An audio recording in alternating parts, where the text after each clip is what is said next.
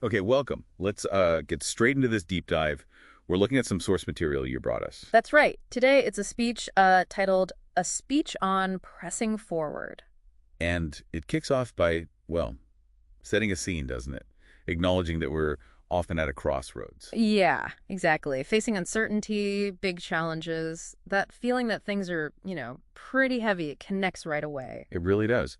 But then it doesn't just stay there in the difficulty. It pivots. To this core idea that, look, hard times, they aren't weird or unusual. Right. The speech says they're an inevitable part of any significant endeavor, which is quite a way to frame it. Normalizes it. It does normalize it. And then boom comes the main point, the really urgent message, which is, despite all these difficulties, we cannot slow down. That's the quote. Okay, no ambiguity there. Cannot slow down. None at all. It presents slowing down as, well, basically giving up ground. So our mission here for this deep dive is to figure out why. Why does this speech argue so strongly against slowing down? And what does it mean by press forward? What's the alternative it's pushing? Exactly. And crucially, what guidance does this specific text offer for navigating those challenges based only on what's in the speech? So why not slow down? The speech is pretty direct about it. Asa. It says slowing down means you invite stagnation. You surrender momentum, like letting the problems win. So it's about control. Who's dictating the pace? Seems like it. It calls slowing down a luxury we simply cannot afford.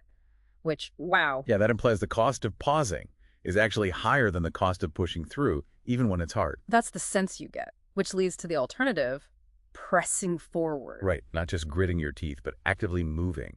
How does it suggest you actually do that? Seems tough. Well, first it says you have to acknowledge the struggle. Don't pretend it's easy. Feel the weight. Okay, realism first, then what? Then it turns inward.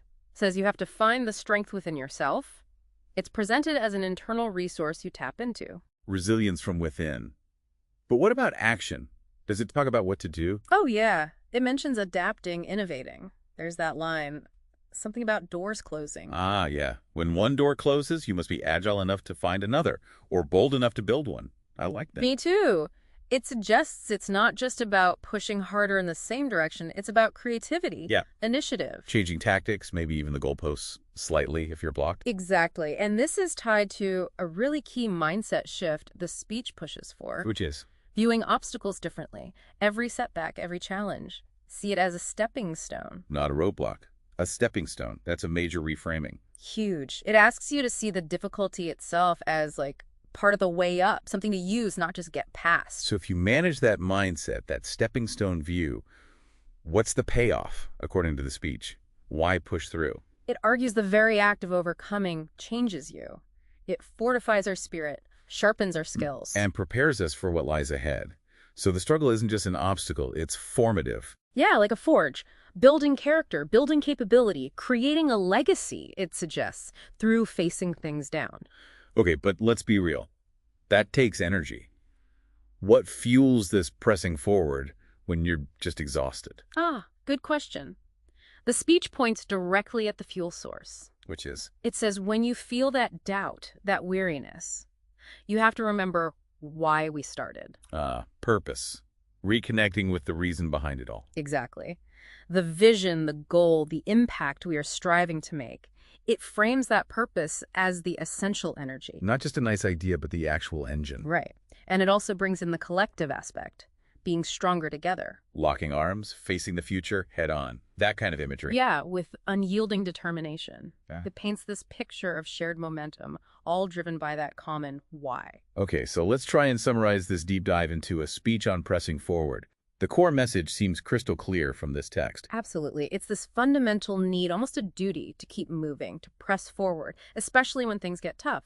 And seeing those tough things not as stops, but as potential stepping stones. That's key. Definitely. It's all built on acknowledging the difficulty, yes, but then finding strength inside and together. Adapting, being creative, and always, always anchoring back to that core purpose. Remembering why we started. That seems to be the engine for everything else, according to this speech. So, just reflecting on what we've discussed, based only on this speech, maybe consider this. How does that idea of every obstacle being a potential stepping stone land with you? Yeah, how might it change how you look at a challenge you're facing right now? And what could pressing forward actually mean for you in your specific situation, drawing on these ideas of resilience, adaptation, and that crucial sense of purpose? Something to think about.